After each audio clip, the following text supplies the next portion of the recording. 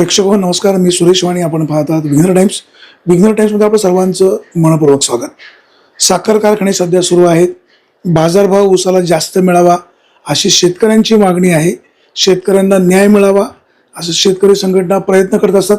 पुणे जिल्ह्यातील प्रामुख्याने जुन्नर आंबेगाव तालुक्यातील दोन महत्त्वाचे कारखाने, एक विघ्नर कारखाना आणि एक भीमाशंकर कारखाना. विघ्नर कारखान्याने 2620 रुपये प्रति टन बाजारभाव 2025 मध्ये गाळपाला येणारा ऊसाला दिला. भीमाशंकरने 2630 रुपये बाजारभाव सुरुवातीला दिला. आता काहीतरी 2800 रुपयांनी पुन्हा ते पेमेंट काढणार आहेत असं काल कारखान्याचे अध्यक्ष बाळासाहेब बेंडे यांनी सांगितलं. त्या संदर्भात शेतकरी संघटनेची मागणी होती की 3100 रुपये पर मेट्रिक टन बाजारभाव मिळावा. शेतकरी खूप काबाड कष्ट करतो. 12, 14, 15, 16, 17, 18 महिने पाणी भरतो तरी यावर्षी ऊस तुटत नाही. शेतकरी मेटाकुटीला आलेला आहे. शेतकरी संघटना खूप आहेत, मी म्हणणार नाही बाजार झालाय, संघटना खूप आहेत. तर त्यांची एकजूट राहिली तर ह्या साखर सम्राटांवर वचक बसू शकतो. ठीक आहे, तर तो संघटना कोणी कशा किती काढायचा हा प्रश्न आहे. आंबेगाव तालुक्यामधल्या भीमाशंकर कारखान्याने 3100 रुपये बाजारभाव द्यावा याबाबतची ठाम मागणी प्रभाकरजी बांगर स्वाभिमानी शेतकरी संघटनेचे जिल्हाध्यक्ष आहेत, त्यांची मागणी होती. त्यांच्या मागणीचा विचार भीमाशंकरच्या संचालक मंडळाच्या नुकत्याच झालेल्या बैठकीमध्ये करण्यात आलेला आहे. काय ठरलं, यांची मागणी जास्त का होती, मग थोडा बाजारभाव कमी का दिला, तो अंतिम आहे का, FRP म्हणजे काय, मागच्या वर्षीचा उतारा FRPला धरला जातो का यावर्षी सुरुवातीला जो ऊस येतो त्याच्यावरती किंमत ठरवली जाते, हा आपला समजून घेण्याचा प्रयत्न आहे. बांगर साहेब, आपलं विघ्नर टाइम्समध्ये मनपूर्वक स्वागत. आपण नेहमी शेतकऱ्यांना असं म्हणतो FRP प्रमाणे ऊसाला बाजारभाव मिळाला पाहिजे. FRP म्हणजे नेमकं काय? किमान आधारभूत, मराठीमध्ये किमान आधारभूत किंमत, त्याला FRP म्हणतात.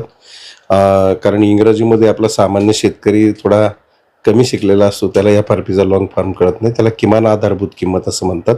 आणि FRPचा कायदा हा शेतकरी संघटनांच्याच रेट्यामुळे झालेला आहे. आणि आपल्याला माहिती असेल 2011, 12, 13 सालामध्ये राजू शेट्टी साहेबांची आंदोलनं बारामती हे थांबवतो. कृषी मूल्य आयोग केंद्राचं ही FRP फायनल करतं. मग FRP ज्यावेळेस केंद्र ठरवते, FRP ऊस तुटल्यानंतर 14 दिवसामध्ये मला वाटतं शेतकऱ्यांना त्याचे पैसे मिळाले पाहिजे. राज्य सरकारने केंद्राचा निर्णय बदलला असं काहीतरी म्हणतायत. मग ही नेमकी वस्तुस्थिती काय? केंद्राने घेतलेला निर्णय राज्य सरकार बदलू शकतं का? आणि ऊस उत्पादकांची अशी ससेवलपट का होते? मुद्दा असा आहे, केंद्राचा जो ज्या वेळेला FRPचा कायदा झाला त्यावेळेला एकदम विचारपूर्वक तो कायदा झालेला होता. त्या कायद्यामध्ये पद्धत अशी होती, गेल्या वर्षीचा साखर उतारा गृहीत धरून जी काही गेल्या वर्षीचा साखर उतारा जी रिकव्हरी होती, तो रिकव्हरीचा बेस पकडून पूर्णपणे त्या 1 रुपया कपात न करता 14 दिवसाच्या आत, ऊस तोड झाल्यापासून 14 दिवसाच्या आत 1 रकमी पैसे देणं हे कायद्यानं बंधनकारक आहे. परंतु अलीकडच्या काळामध्ये मला वाटतं उद्धव साहेब मुख्यमंत्री असतानाच त्या ठिकाणी असा राज्य सरकारने सभागृहामध्ये निर्णय घेतला की 2 टप्प्यामध्ये FRP देण्याचा निर्णय घेतला. आता सुरुवातीला चालूची जी रिकव्हरी आहे तिचा बेस पकडून आता हे जे काही 2630 भीमाशंकरनी किंवा विघ्नरनी 2620 दिले, तो चालूचा रिकव्हरीचा बेस पकडून दिले. आणि त्यांचं म्हणणं काय की कारखाना ज्या वेळेला बंद होईल, पट्टा पडेल, त्यानंतर सरासरी रिकव्हरी काय पडली त्याचा फरक आम्ही त्यावेळेला देऊ. पण हे चालणार नाही, कारण त्यावेळेला तुम्ही शेतकऱ्याचा विचार करत नाही. ह्या धोरणामध्ये कारखानदारांचं हित पाहिलं गेलं. ज्यावेळेला कायदा झाला तो केवळ शेतकरी संघटनांचं किंवा शेतकऱ्यांचंच ऐकून नाही, तर सर्वसमावेशक सगळ्यांचं मत विचारात घेऊन झालेला कायदा आहे. आणि हा केंद्राचा कायदा बदल करण्याचा, त्याच्यामध्ये बदल करण्याचा राज्य सरकारला कुठलाही अधिकार त्या ठिकाणी नाही. आणि अशा पद्धतीनं त्यावेळेला उद्धव साहेब शहरी भागामध्ये मोडतात. उद्धव साहेबांच्या चांगुलपणाचा फायदा घेऊन काही मंडळींनी त्या ठिकाणी असा प्रकार केला. कारखानदारांचं हित पाहण्याचा त्या ठिकाणी निर्णय घेतला गेला. परंतु या निर्णयाला राजू शेट्टी साहेबांनी हायकोर्टामध्ये आव्हान दिलेलं आहे. उद्याच्या 27 तारखेला त्याची हिअरिंग पण आहे, 27 जानेवारीला. आणि कोर्टामध्ये कदाचित निकाल पूर्वीप्रमाणेच FRPचे पैसे द्यावे असा निर्णय येऊ शकतो. 100% येईल, कारण राज्य सरकारला केंद्राच्या कायद्यामध्ये बदल करण्याचा अधिकार नाही. आणि त्याचा आधार घेऊन कारखानदार आता या पद्धतीने वागायला लागलेले आहेत. याच्या आधी गेल्या वर्षीचा साखर उतारा गृहीत धरून त्या ठिकाणी एक रकमी पैसे शेतकऱ्यांना दिले जायचे, परंतु आता हा कायदा पायदळी अशा पद्धतीने केंद्राचा तुडवला जातोय. तुम्ही मगाशी म्हणाले की मागच्या वर्षी सरासरी साखरेचा जो उतारा आला तो हिशोबात गृहीत धरून या वर्षी बाजारभाव कारखान्यांना द्यायचे. आता हा 24-25चा गळीत हंगाम सुरू आहे. 23-24ला भीमाशंकरचा जो अंतिम साखर उतारा आला असेल तो गृहीत धरून त्यांनी अंतिम बाजारभाव द्यायचा. भीमाशंकरच्या मागच्या वर्षी साखर उतारा अंतिम काय होता आणि या वेळेला त्यांनी बाजारभाव मग कमी का दिला का बरोबर दिलाय?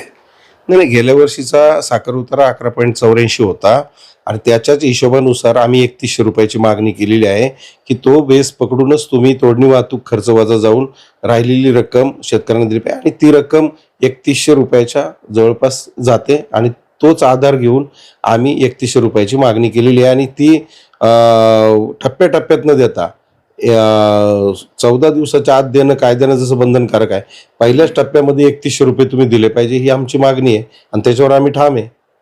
साखरेचा जो उतारा आपण हे करतो 1%, 2%, 3%, 4%, 5%, 11.5% किंवा 12%, एका टक्क्याला FRP काय ठरले? 3100 रुपये यावर्षी केंद्र सरकारने FRP जाहीर केले. 3100 रुपये. माझा प्रश्न असा आहे, 10.15च्या साखर उतार्याला त्या ठिकाणी 3100 रुपये केंद्र सरकारने गेल्या वर्षी 3050 होती, यंदा 3100 रुपये या ठिकाणी. त्याच्यापेक्षा 1% वाढले तर किती पैसे वाढतात? 1% वाढलं तर मग त्याचा भागाकार करावा लागेल, त्या हिशोबाने पैसे वाढतात. आता भीमाशंकर कारखान्याने उसाला 3100 रुपये बाजारभाव FRP द्यावे असं तुमचं म्हणणं आहे. पहिला हप्ता बरोबर ना? मला सांगा, भीमाशंकर कारखान्याचे संचालक निकम साहेब 3000 रुपये बाजारभाव मागत होते. आता निकम साहेब सहकारातले एक जाणकार व्यक्तिमत्व आहे, ते 3000 मागतायत, तुम्ही 3100 मागतायत. शेतकऱ्यांनी काय समजायचं? नाही, आता त्यांनी कुठल्या हिशोबाने मागितले मला नाही सांगता यायचं, परंतु आम्ही जो हिशोब सांगितला त्या हिशोबाप्रमाणे आम्ही सांगितलंय तुम्हाला. आणि आमचा हिशोब बाळासाहेब बेंडे चेअरमन जे आहेत त्यांना सुद्धा आम्ही त्या दिवशी चर्चा करताना सांगितला आणि तेही त्यांच्या काल पत्रकार परिषदेमध्ये म्हणाले की प्रभाकर बांगर यांनी काही त्यातला अभ्यास केला असून त्या हिशोबाने त्यांनी मागितलेत. तर 3100 रुपयाला ते कबूल झालेत, परंतु त्यांचं म्हणणं काय आहे हा विरोधाभास मला समजून सांगायचा आहे की ते काय म्हणतायत की आत्ता 2630 दिले, कालच्या त्यांच्या मीटिंगमध्ये त्यांनी 2800 केले आणि कारखाना बंद झाल्यानंतर 1 महिन्यानी ते 1 महिन्याच्या आत ते अजून 300 रुपये देणार आहे, म्हणजे 3100 रुपये देणार. पण आमची त्यालाच हरकत आहे. शेवटी ह्या वर्षीचा उतारा कारखाना बंद झाल्यानंतर फायनल उतारा काय निघतो अजून म्हैस पाण्यात आहे, त्यामुळे म्हैस बाहेर आल्यानंतर कळेल ना तिचं मोल काय ठरवायचं. त्यामुळे तो उतारा काय निघेल तो गेल्या वर्षीच्या उताराच्या पुढे जाऊ शकतो, त्याच्यामुळं अजून अधिकचे पैसे देता येतात. पण हे 3100 रुपयाची जी मागणी आहे ती गेल्या वर्षीचा साखर उतारा गृहीत धरूनच आम्ही केलेली आहे आणि त्याच्यावरती आम्ही ठाम आहोत. फक्त तुम्ही तुकडे करू नका FRPचे. जो कायदा आहे केंद्राचा, ऊसतोड झाल्यापासून 14 दिवसाच्या आत गेल्या वर्षीचा रिकव्हरीचा बेस पकडून एक रकमी पैसे दिले पाहिजे, त्याच्यावर स्वाभिमानी शेतकरी संघटना ठाम आहे. देवदत्त निकम 3000 रुपये म्हणतायत, तुम्ही 3100 म्हणतायत. तुम्ही म्हणताय त्यांनी काय अभ्यास केला असेल माहित नाही. तुम्ही समन्वयाने दोघं एकत्र जाऊन हा बाजारभाव 3100 कसा योग्य आहे किंवा तुमचा 100 रुपये जास्त कसा आहे, एकत्र जर प्रश्न मांडला तर त्याला वेटेज तयार होतं. ठीक आहे ना, मी बोलेल त्यांच्याशी. त्यांनी 3000 रुपयाची जी मागणी केली ती कशाच्या आधारे केली मी त्यांच्याशी बोलू शकतो आणि आमची भूमिका आम्ही सांगू शकतो, ते त्यांची भूमिका सांगतील, त्याच्यातनं देखील आम्ही चर्चा करून बोलू शकतो. परत चेअरमन साहेबांशी आणि संचालक मंडळाशी बोलू शकतो. आता सध्या ऊसाची तोडणी चालू आहे. ऊसाची तोडणी यावर्षी उशिरा होते, त्याची अनेक कारणं आहेत. पहिलं कारण म्हणजे कारखाना काही दिवस उशिरा चालू झाला. सुरुवातीच्या अडसाली ऊसाची लागवड जास्त असते, म्हणजे एकाच तारखेची एकाच महिन्याची लागवड जास्त असल्यामुळे ऊस तोडणीवर परिणाम होतो. भीमाशंकरने जी तोडणीचा प्रोग्राम राबवला आहे, देवदत्त निकम असं म्हणतायत सगळीकडे प्रोग्राम समान नाही. मग असं होत असेल का? आणि होत असेल तर तुमची मागणी काय? तुम्ही कारखान्याचे अध्यक्ष बाळासाहेब बेंडे यांच्याशी ह्या विषयावर काही बोललात का? बोलला ना, आम्ही आमच्या निवेदनामध्येच त्याचा स्पष्टपणाने उल्लेख केलेला आहे की ऊसाच्या ज्या जाती आहेत त्याच्यामध्ये सुद्धा काही ऊस थोडा 1-2 महिने अगोदर तुटला गेला पाहिजे, काही थोडा उशिराने 1-2 महिने तुटला गेला पाहिजे. त्या हिशोबाने तुम्ही नियोजन त्याचं केलं पाहिजे. आता तो शेवटी त्यांच्या व्यवस्थापनाचा भाग नाही, आहे. माझा प्रश्न साहेब असा आहे, कुठल्या ऊसाची जात किती महिन्यानंतर पक्व होते आणि त्याच्यानंतर जर तो 1 महिन्याने तोडला तर शेतकऱ्यांना त्याची भरपाई मिळाली पाहिजे, अशी शेतकऱ्यांची संघटनेची काही मागणी राहील का? कारखान्याचं नियोजन चुकतंय, सरकारचं नियोजन चुकतंय, हा सिस्टमचा भाग आहे. ऊस उत्पादक शेतकऱ्याची चूक काय? नाही, ऊस उत्पादक शेतकऱ्याची याच्यात काहीच चूक नाही.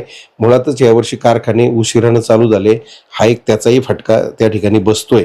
आणि दुसरी गोष्ट मी सांगितलं त्याप्रमाणे आता हा त्यांच्या मॅनेजमेंटचा भाग आहे. त्यांना ही अनेक वर्ष ते कारखाना चालवतात.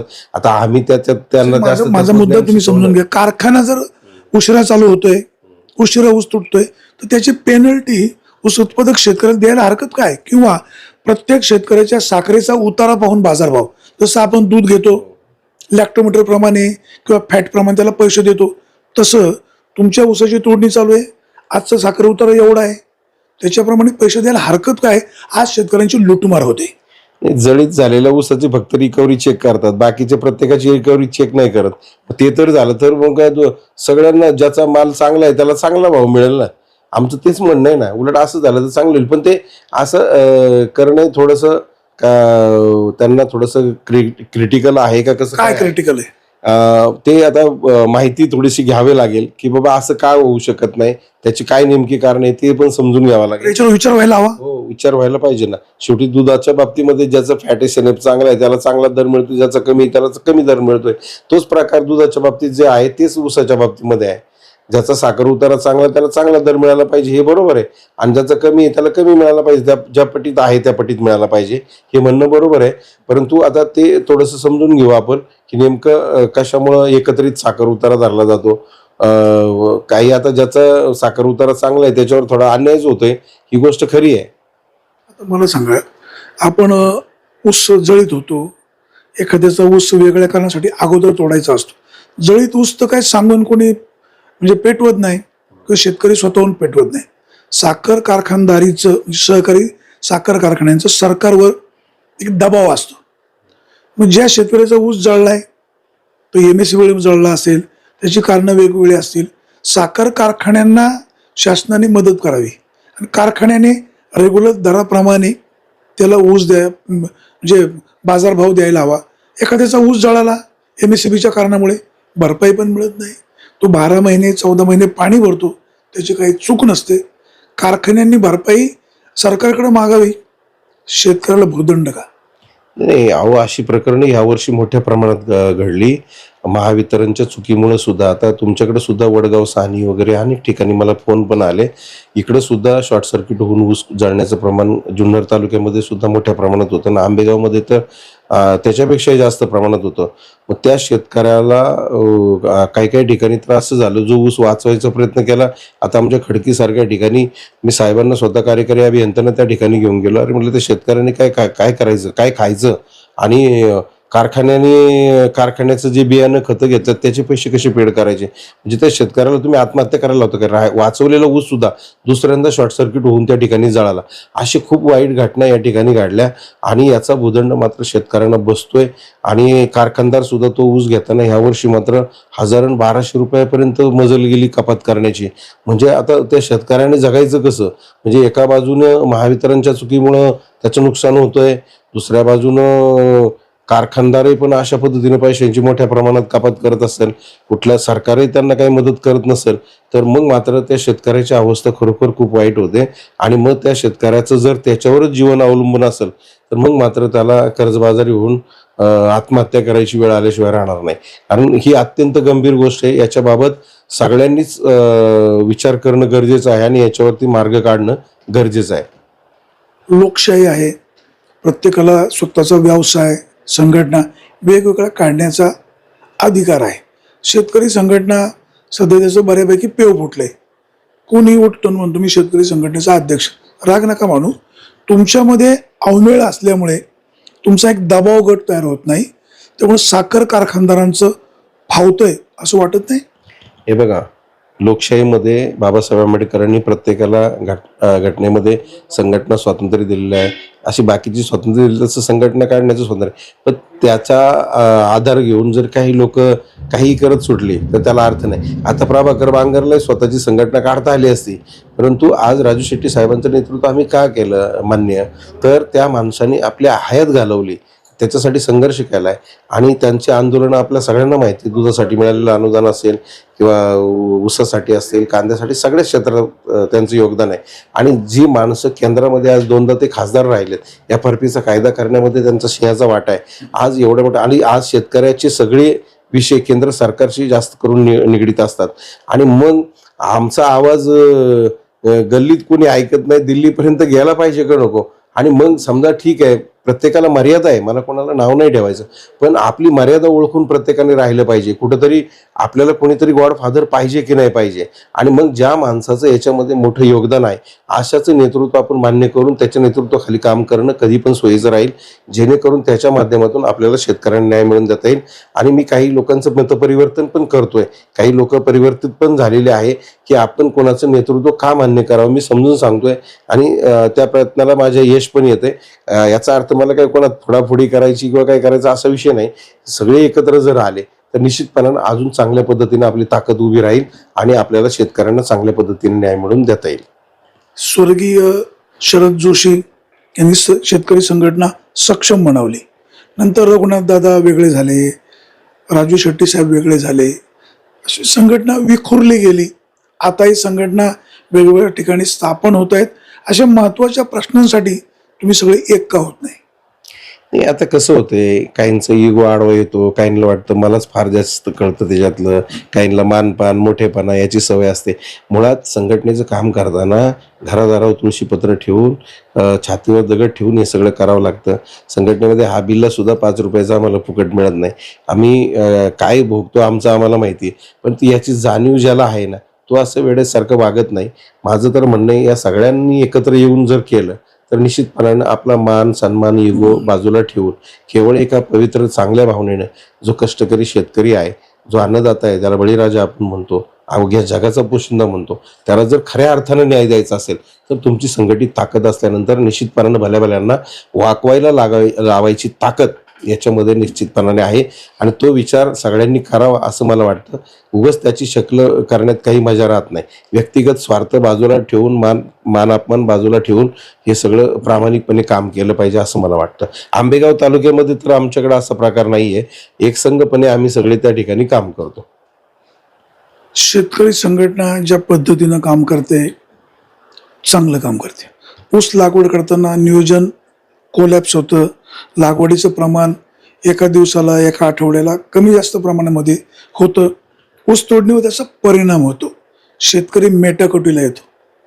कारखान्याने ऊस लागवडीचं नियोजन योग्य पद्धतीनं करायला हवं. शेतकरी संघटनेने सुद्धा शेतकऱ्यांना तशा पद्धतीनं सांगायला हवं. कुठंतरी हे चक्र चुकतंय का? ज्यावेळेस ऊस जास्त होतो त्यावेळेस कारखाने मनमानी पद्धतीने ऊसाची तोडणी करतात, ऊस कमी पडतो त्यावेळेस गेटकेंचा ऊस आणतात. धोरण कुठेतरी चुकतंय का? नाही, ह्याच्याबाबत कारखान्यांनी सुद्धा व्यवस्थित नियोजन केलं पाहिजे आणि शेतकऱ्यांनी सुद्धा आपली ऊसाची लागवड करताना काही गोष्टी समजून घेतल्या पाहिजे. आता प्रत्येक गोष्ट जर आम्हीच करायचं म्हटलं, कारखान्यात मध्ये हस्तक्षेप आम्हाला करता येणार नाही. हस्तक्षेपचा मुद्दा नाही, पण बाबा काही सजेशन. हो, नाही, मी तेच सांगतोय ना, कारखान्याने सुद्धा शेतकऱ्यांना ह्या गोष्टी थोड्या समजून सांगितल्या पाहिजे की बाबा कधी लागवड केली पाहिजे, कोणता काळ योग्य राहील किंवा तुमचं ऊस कधी तोडायला येईल याचं. आणि शेतकऱ्यांनी सुद्धा, आता शेतकऱ्याची पोरं पण शिकलेत ना, आई वडील समजा अशिक्षित होते पण पोरं शिकलेली आहेत ना, त्यांनी सुद्धा त्याचा अभ्यास केला पाहिजे. आता प्रत्येक गोष्ट जर आपण घरात जाऊन प्रत्येकाला समजून सांगू शकत नाही. शेवटी ज्याचं त्यांनी आपल्याला, शेवटी एखादा व्यवसाय आपण करतो त्यावेळेला त्याच्यात ते बारकावे पण आपण पाहिले पाहिजेत. तसं शेती करताना देखील आपलं कुठं चुकतंय याचंही थोडं आत्मपरीक्षण प्रत्येक शेतकऱ्याने केलं पाहिजे आणि कारखान्याने सुद्धा त्यांना योग्य सल्ला दिला पाहिजे, योग्य मार्गदर्शन केलं पाहिजे, अशी आमची भूमिका आहे. प्रभाकर बांगर शेतकरी संघटनेचे जिल्हा अध्यक्ष, भीमाशंकर कारखान्यावर तुम्ही वारंवार आंदोलन करता, कधी कधी विघ्नरला पण येता. बाजूला घोडगंगा कारखाना गेले काही वर्ष बंद आहे. देवदत्त निकम सहकारातले जाणकार आहेत, तुम्ही त्यांच्या सोबतीला आहे. मग तिकडे असं काही आंदोलन किंवा तिकडे तो कारखाना सुरू होण्यासाठी एकत्रित काही प्रयत्न का होत नाहीत? नाही, असं काही नाही. निवडणुकीमध्ये आम्ही त्यांना पाठिंबा दिला असेल तरी संघटनेची भूमिका वेगळी आहे. ते एका राजकीय पक्षाचे आहेत, त्याच्यामुळे नाही, माझा मुद्दा पॉलिटिकल नाही. हे बाब, तुम्ही शेतकऱ्यांचे नेते आहात, देवदत्त निकम यांना सहकार्याचा गाढा अभ्यास आहे. मग दोघंही एकत्र येऊन घोडगंगा कारखाना सुरू करण्यासाठी राज्य सरकारवर दबाव का आणत नाही? शेतकऱ्यांच्या हितासाठी. दोघांचा हेतू शेतकऱ्यांच्या हितासाठीच आहे. नाही, मुळात आता कारखाना समजा का बंद पडला, त्याला आर्थिक मदत करण्याची गरज आहे. अर्थ खातं अजितदादांकडे आहे. आता मी तुम्हाला सांगतो, वळसे पाटील साहेब असतील किंवा अशोक बापू पवार, त्यावेळेला जे घोडगंगाचं पॅनल झालं निवडणुकीमध्ये ते एकत्रितच यांनी केलं होतं आणि त्याच निवडून आलेल्या संचालकांनी तिथं कारभार पाहिलेला आहे. त्याच्यामुळं माझं असं म्हणणं आहे, याच्यामध्ये राजकारण न करता आता अशोक बापू पवार साहेबांच्या पक्षामध्ये राहिले, शरद पवार साहेबांच्या, आणि वळसे पाटील साहेब अजितदादांच्या पक्षामध्ये गेले. आता जरी तुमच्या चुली पहिली एकच चूल होती, आता चुली झाल्या तुमच्या दोन, आणि तुम्ही आम्ही कोण असं म्हणून चालणार नाही. तर तो घोडगंगा कारखाना चालू होणं शेतकऱ्यांच्या दृष्टीनं गरजेचं आहे. कारण याच्यामध्ये शिरूरच्या शेतकऱ्यांची त्या ठिकाणी ससेहोलपट होते. आज त्यांची अवस्था खूप वाईट आहे. एक राजकारण बाजूला ठेवून जरी तुमचे 2 जागी पक्ष झाले असले तरी यांनी 2 पाऊल पुढे आलं पाहिजे आणि त्यांनी 2 पाऊल पुढे आलं पाहिजे. आम्ही पुढाकार घेऊ, पण पुढाकारपणा नक्की घेऊ, पण आमचं यांनी ऐकलं पाहिजे ना. शेवटी सरकारनं पण मदत केली पाहिजे. आता सरकार बाकीच्या कारखान्यांना मदत करते, पण जो बंद पडलेला कारखाना आहे तो चालू करण्यासाठी का प्रयत्न करत नाही? आणि मग वळसे पाटील साहेबांनी सुद्धा सांगितलं पाहिजे अजितदादांना का तुम्ही घोडगंगाला मदत करा आणि तो कारखाना पुन्हा नव्याने चालू कसा होईल, सुरू कसा होईल आणि शेतकऱ्यांना न्याय कसा मिळेल या दृष्टीने प्रयत्न केले पाहिजे. शेवटी तुमचं राजकारण बाजूला राहू द्या, याच्यामध्ये शेतकऱ्याचं मरण होतंय. ही आमची प्रामाणिक भूमिका या ठिकाणी आहे. भीमाशंकर कारखान्याचं कार्यक्षेत्र फक्त आंबेगाव तालुका, विधानसभेला कार्यक्षेत्र शिरूर तालुक्यातील 42 गावं. कारखान्याचं भाग भांडवल वाढवण्यासाठी बिगरगाजी पैसे मिळतात म्हणून 39 गावातून पैसे, 42 गावातून पैसे घेतले. शेतकऱ्यांनी स्वतःहून भरले असेल किंवा जे काय असेल ते. जुन्नर तालुक्यातही शेतकऱ्यांचे काही पैसे घेतले. शिरसानामधलं ती रक्कम जमा केली. प्रत्यक्षात त्या शेतकऱ्यांना अद्यापही सभासद केलेलं नाही. सांगितलं जातं की विघ्नर कारखाना कोर्टात गेलाय म्हणून आपल्याला त्यांना सभासद करता येत नाही. समजा विघ्नर कारखाना हायकोर्टात गेला असेल, तुम्ही सुप्रीम कोर्टात गेलं पाहिजे. किंवा ज्या शेतकऱ्यांनी एवढे वर्ष पैसे तुमच्याकडे अनामत भरलेत त्याचं व्याज दिलं पाहिजे. ही रक्कम जर एफडी एखाद्या बँकेत केली असती डबल पैसे झाले असते. शेतकऱ्यांची कुठेतरी फसवणूक होते का, हेळसांड होते का? 100% फसवणूक आहे ही. मी काल वळसे पाटील साहेबांशी सुद्धा या संदर्भामध्ये बोललेलो आहे. आपण साहेब सहकार मंत्री होतात, त्या ठिकाणी मुळात कार्यक्षेत्राची मर्यादा का घालून दिली जाते? भीमाशंकर कारखान्याला आंबेगाव तालुक्याची कार्यक्षेत्र म्हणून मर्यादा घालून दिली. विघ्नरला जुन्नर आंबेगाव आहे किंवा घोडगंगाला शिरूर आहे. मुळातच कार्यक्षेत्राच्या बाहेरच्या लोकांचे पैसे असे तुम्हाला घेता येत नाही. ते तुम्ही त्यावेळेला त्यांना समजून सांगायला पाहिजे. आणि जर तुमची धमक होती त्यांना सभासद करून घेण्याची, तर तुम्ही इतक्या दिवसात का केलं नाही? तुम्ही सांगताय साखर आयुक्ताकडे प्रस्ताव पेंडिंग आहे. हे किती दिवस चालणार? हे आजचं रडगाणं नाही, गेली कित्येक वर्ष तुम्ही हे रडगाणं गाताय. आणि आज शेतकऱ्यांची फसवणूक करून त्यांचे पैसे भांडवल म्हणून तुम्ही त्या ठिकाणी वापरलं. आज आम्ही शेतकरी इथला असू किंवा तिथला असू, सगळे शेतकरी आमचेच आहेत. पण जर कायदा काय आहे, नियम काय आहे हे तुम्ही समजून सांगितलं पाहिजे. आणि तुम्ही जर अशा पद्धतीनं जर शेतकऱ्याला अंधारात ठेवून त्यांची फसवणूक करून तुम्ही केवळ त्यावेळेला तुम्हाला भांडवल मिळतंय म्हणून वापरून घेतलं त्यांचं, आणि आज त्यांना जर वाऱ्यावर सोडणार असाल, तुम्ही क्लिअर कट सांगा. आमची स्पष्ट भूमिका आहे, एकतर तुम्हाला सभासद करून घेता येत असेल तर निश्चितपणाने आनंदच आहे, आणि नसेल घेता येत तर 18% व्याजासह ती रक्कम त्यांनी शेतकऱ्यांना परत केली पाहिजे. आमचं तर म्हणणं असं आहे, सहकार विभागानं कारखान्यावर, भीमाशंकर कारखान्याच्या जे कोण लोक दोषी आहेत त्याच्यामध्ये, मग अगदी देवदत्त निकम चेअरमन असल्याच्या काळापासून जरी हे पैसे कापले गेले असतील तर या सगळ्या लोकांना त्याच्यामध्ये दोषी धरलं पाहिजे. आमचं स्पष्ट मत आहे त्याच्यामध्ये. कारण ही शेतकऱ्याची फसवणूक होता कामा नये. एकतर तुम्ही निर्णय घ्या, बाप दाखव, नाही तर श्राद्ध घाल. एकतर तुम्ही सभासद तरी करा, नाहीतर त्यांचे पैसे तरी 18% व्याजाने परत करा, आणि माफी मागा का आम्ही तुमची फसवणूक केली म्हणून शेतकऱ्यांची माफी मागा. मी स्पष्टपणाने बोललोय, नावं घेऊन बोलतो, कारण याच्यावरती निर्णय होणं गरजेचं आहे. आता किती दिवस तुम्ही शेतकऱ्यांना याच्यावर फसवणार आहात, किती दिवस त्यांना जुलत ठेवणार आहात?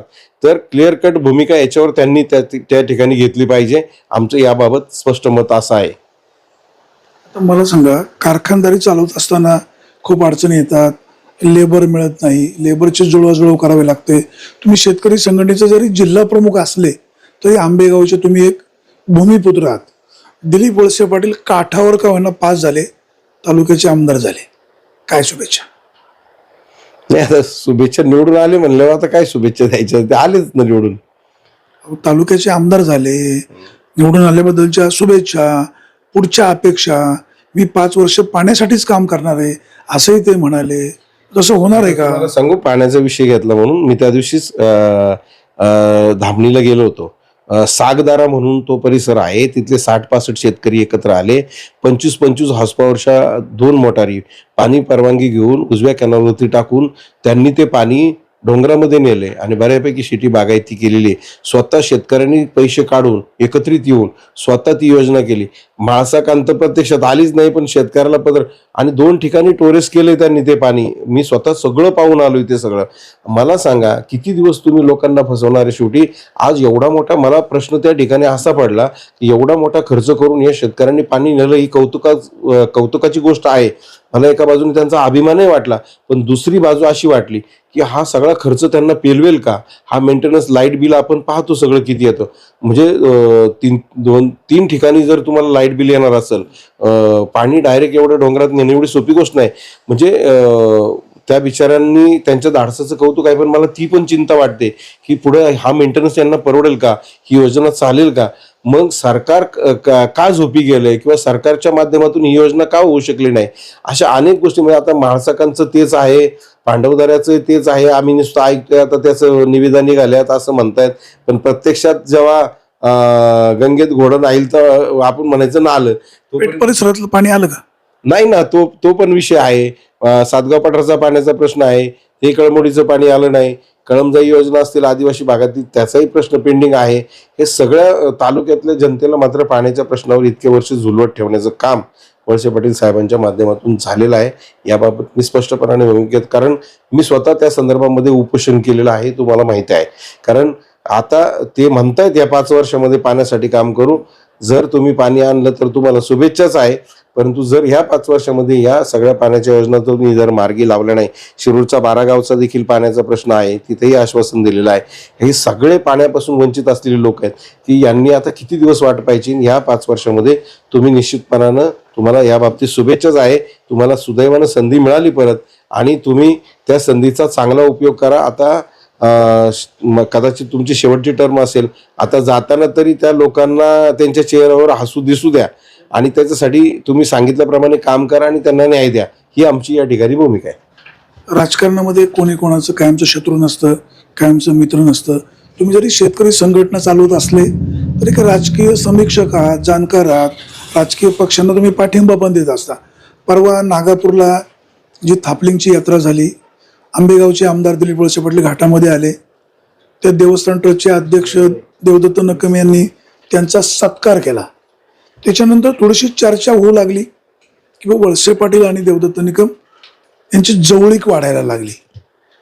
काय असे दोघं पुन्हा एकत्र येऊ शकतात? नाही, तो मुद्दा माझा त्याला आक्षेप असा आहे का थापलिंग देवस्थानला मी सुद्धा 500 रुपयाची त्या दिवशी माझ्या होतेप्रमाणे माझा प्रश्न नीट समजून घ्या, मी ते देणगीचा विषय नाही घेतला. नाही, मी येतो बरोबर तुमच्या मुद्द्यावर. तर जे काही देवस्थानचं आता नवीन बांधकाम त्यांनी सुरू केलंय त्याच्यावर श्रद्धा सगळ्यांची आहे, आणि अजूनही माझी इच्छा असेल तर मी अजून देणगी देऊ शकतो.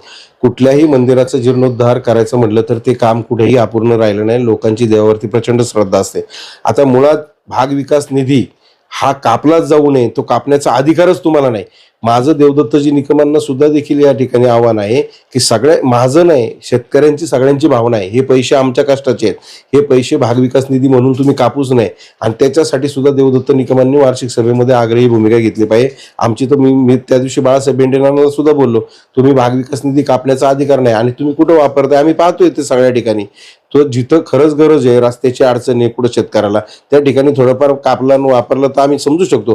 पण तुमच्या मोठेपणासाठी तुम्ही कुठेही जर पैसे देऊन तुमचे फोटो, तुमची नावं, तुमचे बोर्ड आणि पैसे कष्टाचे शेतकऱ्यांचे, इथं 50 रुपये कापणे म्हणजे 100 टनामागे 5,000 रुपये शेतकऱ्याचे गेले. असं काय करताय? जवळपास 5.25 कोटी रुपयाच्या आसपास रक्कम त्यावेळेला त्यांनी कापली.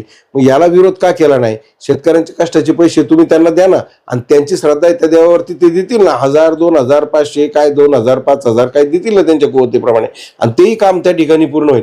पण तुम्ही तुमचा मोठेपणा त्या ठिकाणी करू नका. आता भाग विकास निधीतून पैसे मिळत आहेत म्हणल्यावर देवदत्तजींना आनंद झाला, आणि तिथं त्या बाबतीत माझा प्रश्न तो नाहीच आहे. माझा प्रश्न असा आहे का तिथं हे दोघंही एकत्र आले, निकम साहेबांच्या गावात आले, एक मॅनर्सचा भाग आहे, आल्यावर आपल्याकडे कोणीही पाहुणं आलं तरी आपण त्याचा आदर तिथं करतोच. पण तिथं वळसे पाटलांनी त्यांचं नाव घेतलं, यांनी त्यांचं नाव घेतलं. राजकारणामध्ये कोणी कोणाचं कायमचं शत्रू नसतं, मित्र नसतं. दोघांची जवळीक वाढू शकते का? नाही, राजकारणात काही होऊ शकतं. आता मध्यंतरी बघा, त्या आजी पवार घराण्यातल्या आजी, मला वाटतं अजितदादांच्या आईच वाटतं, त्यांनी सुद्धा अपेक्षा व्यक्त केली की पवार साहेबांचा मूळ राष्ट्रवादी पक्ष एकत्र व्हावा, अजितदादांनी आणि पवार साहेबांनी एकत्र यावं, ही त्यांची पण अपेक्षा आहे. आणि त्या संदर्भात त्यांनी पण देवाला साकडं घातलंय. आणि कदाचित उद्या शेवटी त्यांचं घर एक आहे, रक्त एक आहे, खानदान एक आहे, ते एकत्र येऊ शकतात. राजकारणात कधीही काही होऊ शकतात. आपण पाहतोय रोज उलथापालथी चालू आहेत राजकारणामध्ये, काही होऊ शकतं. भविष्यामध्ये ही सगळी मंडळी ते जर एकत्र आले तर हे एकत्र येऊ शकतात. आता शेवटी देवदत्तजी निकमांचं त्यांचं कुठं बी नसलं, बाजार समितीला देवदत्तजींना तिकीट दिलं नाही, त्याच्यानंतर ते अपक्ष उभे राहिले, ते योगायोगाने निवडून आले, आणि त्याच्यानंतर ते बिनसतच गेलं, आणि नंतर ते पक्ष फुटला, ते पवार साहेबांच्या पक्षात गेले, इकडं अजितदादांच्या पक्षात वळसे पाटील साहेब आले, आणि त्याच्यातनं ते वाढत गेलं, आणि त्याच्यातनं पुढे त्यांच्यातच निवडणूक झाली. हे सगळं तुम्हाला माहिती आहे. आपल्यासोबत होते शेतकरी संघटनेचे जिल्हा अध्यक्ष प्रभाकरजी बांगर. शेतकरी लढला पाहिजे, त्याच्या कष्टाचे पैसे मिळले पाहिजे, शेतकरी सक्षमतेच्या पायावर उभा राहिला पाहिजे. सरकारकडून शेतकऱ्याचा फक्त वापर होतो, हे शेतकऱ्यांना आधार देण्याचं काम खऱ्या अर्थाने शेतकरी संघटना करत असते. साखर कारखाने शेतकऱ्यांना उसाला जसं आपण सारख्यामध्ये घालतो आणि त्याचा पिळून रस निघून मागे चुट्या राहतात, असा काहीसा प्रकार शेतकऱ्यांच्या बाबतीमध्ये होतो. हे शेतकरी संघटना वारंवार मांडत असते. आपला ऊस लवकर तुटून जाईल असा अपेक्षेने असतो, तर हाताच्या फोडाप्रमाणे ऊस पिकाला जपतो. अचानक शॉर्ट सर्किट होतं, ऊस पेटतो, नुकसान होतं. कारखाना मात्र करवतीप्रमाणे त्याचं बिल कापतो.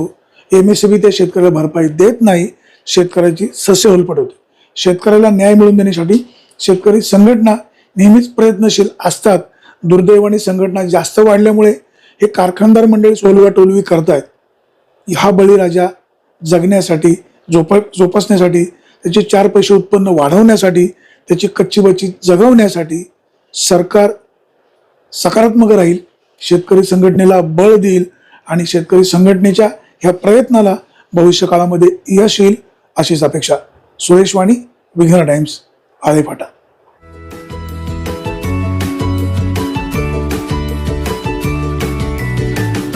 बातम्या शेतीच्या, बातम्या मातीच्या, बातम्या अन्यायाच्या, गुन्हेगारीच्या,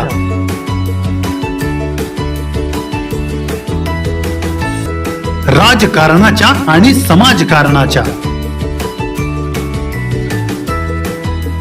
शोषणाविरुद्ध बुलंद आवाज, जनसामान्यांच्या हुंकाराची गाज, सत्कार्याला प्रोत्साहन, दुष्कृत्याला अनुशासन, निर्भीड, निस्पृह, सडेतोड, बेधडक आणि रोखटोक म्हणजेच विघ्नहर टाइम्स. शोध बातमीचा, ध्यास सत्याचा. आपलं चॅनल, आपली बातमी. सबस्क्राईब तर कराच, पण बेल आयकॉनवर क्लिक करायलाही विसरू नका.